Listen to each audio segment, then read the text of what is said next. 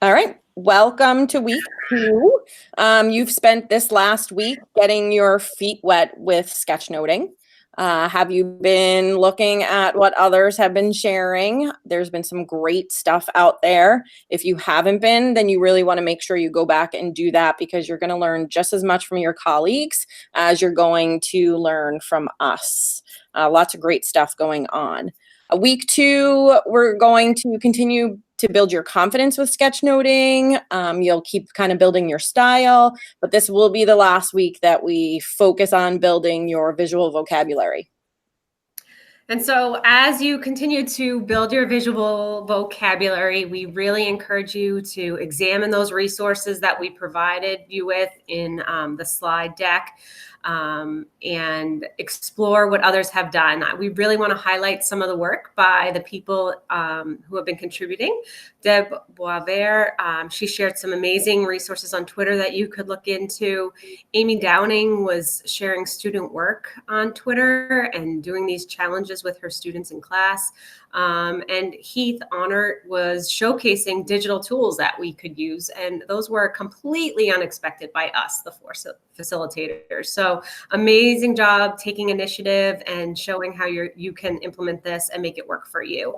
And we want you to continue thinking, how can I make this work for me and my classes so that it's unique to you? But we're not going to get into developing your personal visual vocabulary for your content area until week 3. So we want you to keep practicing some of those generic tools you could use. Check out that article, The Benefits of Using Doodling and Sketchnotes in the Classroom. It could be super helpful. And then our other resources will also help you along. We're on. All right. So during week 2, you're going to have 3 days of tasks. And starting on Tuesday, we're going to ask you to start working on fonts and lettering. That's pages 8 and 9 in the book. But in addition to using what's in the book, we also want you to look at the video and the slide to complement what you're doing with the book. That's going to be really helpful and help you push yourself and learn more with fonts and lettering. On Wednesday, we're going to move to people, pages 10 and 11. The people in the conference companion are awesome and adorable, but they're pretty hard to draw.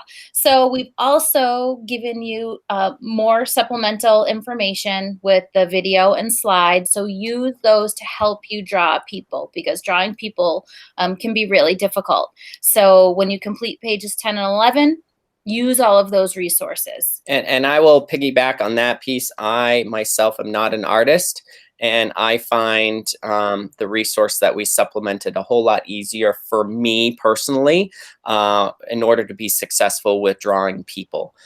So I will piggyback on that. It is very important that you get another perspective because there's just not one way of doing everything. Definitely. Pages 16 and 17 on Thursday. This is the try it out week. So this is where we're really going to put you to the test for the first time.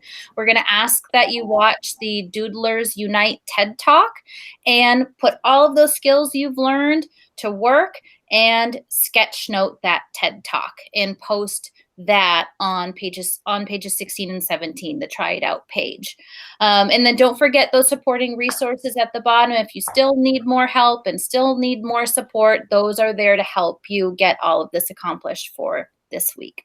One thing I'll mention, and I think Karen might be able to talk more about it as well, you may find yourself needing to rewatch that video, and that's okay. Sketchnoting is not easy, and you may find that you need to watch it a second time in order to fully get everything that you want and to be able to sketch down on the piece of paper. It's a short TED Talk, so it is not a 25-minute long. 5 minutes. It's no more than 5 minutes. And we're really looking for you to be able to produce something from that TED Talk. So the others is more of like, yes, let's practice letters, let's practice people, arrows. Okay, now we're asking you to take all of that stuff, put it together, and let's see what you can do with that. And I think you'll actually enjoy the conversation of that TED Talk as well. Karen, is there anything that we missed out of that piece? Yeah, no, I think it's really important to try to watch the TED Talk twice. Maybe watch it, in the beginning of the week could really work well. And then revisit it on Thursday. And then you can truly just watch, draw and listen to the TED Talk. And then think of ways you can incorporate those arrows and the people and the thought bubbles into your drawing on that page. I think it's 16 or 17, Greg, Yeah. right? But I do think it's important to listen to it twice, because listening to something that you don't have the visual vocabulary for yet is super, super hard. So we're trying to build your confidence, build your skill set, so that you can produce some amazing sketches. Also think of how a student would feel in your classroom, right? If they didn't have the practice and the time to incorporate this into, their learning on a daily basis, or you just suddenly ask them to do it. So. Great. I think other logistics, we do have a new Wakelet for this week. Yeah. And so on the slide for week 2, you'll see that there's a new Wakelet code. We have been receiving some feedback that Wakelet is a little clunky in terms of trying to figure things out. We will provide some new instructions. We've learned some things along the way if you're going to do it through the app as opposed to just through the website. So if you are someone adding content through Wakelet, you might want to check out that short video to help you through that. But other than that, is there anything else from the team? No, I don't think so. we're excited to see what you produce. Yes. All right. Well, have fun, everybody, and sketch away. Bye.